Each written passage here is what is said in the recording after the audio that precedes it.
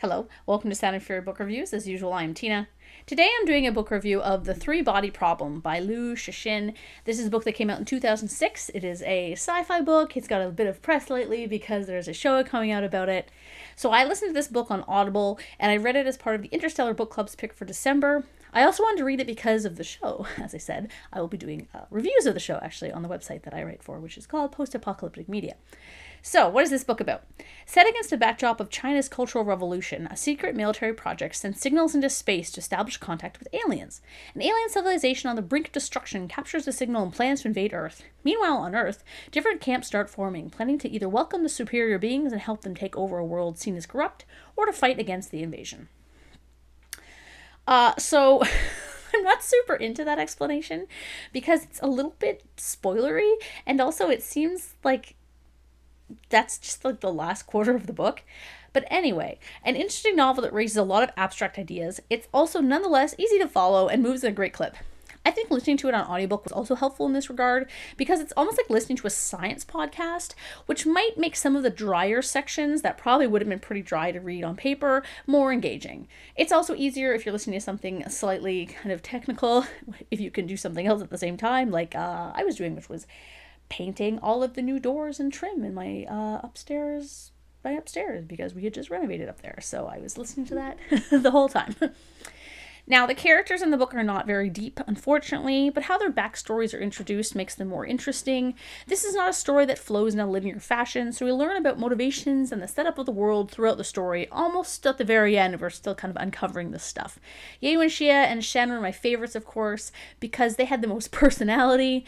Wang felt a bit like a stand-in to follow the action. He doesn't really do anything. The action happens around him. He's kind of just like a bus dropping off passenger points. I also thought it was a bit of a cop-out that we're never told what the aliens look like. And the chapter when we do get the aliens seems to suggest that they're very similar to humans, at least gender-wise. Though I'm more inclined to think that the aliens will end up having no gender, and the author narrator just used he as the default.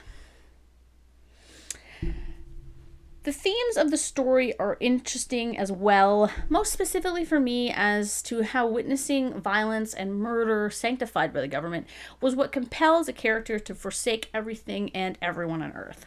I thought that was interesting and a very valid concept, though it could have been fleshed out a lot more, as it felt a bit simplistic. There is a lengthy section of the book set inside a VR world that I found both kind of boring and really interesting. I think conceptually, in that it unveiled kind of the problems that the aliens were having, was really interesting. I just found that it was kind of drawn out. It didn't have to be so long, and I didn't really understand why that needed to be like VR. Like, what were you actually kind of looking at? I don't know. That part I was kind of at odds with. I'm also not super fond of like VR settings, so that might be it as well. Now, while the dialogue in the book was engaging in terms of giving characters distinctive voice, this could also have been the narrator, the writing was a little rough at times too. There's a ton of passive voice in the book, and at times I can imagine the science aspects getting pretty dry if you're reading them on the page. I'm really glad that I listened to this on audiobook. I also had to keep reminding myself that this book came out in 2006 because it's quite the sausage fest aside from Ye Wenxie and a few female soldiers we get. The only reason this book passes the Bechdel test is because of a short scene where they discuss the past together. I also thought the way Wang treated his wife, not telling her his troubles, staying away from the house at all hours of the night, and leaving the care of the child entirely up to her, especially given she was a doctor and likely had a very busy schedule as well, was really, really annoying, and it made me dislike him quite a bit. Like, why get married at all if your wife isn't your best friend whom you go to for help in such an astounding situation? And could there not have been one historical or fictional woman in the Three-Body Game? Like, seriously. It looks like the upcoming show rectified this a bit, thankfully, because, I mean, if I want to watch a bunch of dudes run around, I'll just watch a World War I movie. Like, come on. Overall, though, I really enjoyed this one, and I will totally be watching the show and reading the other two books in the series.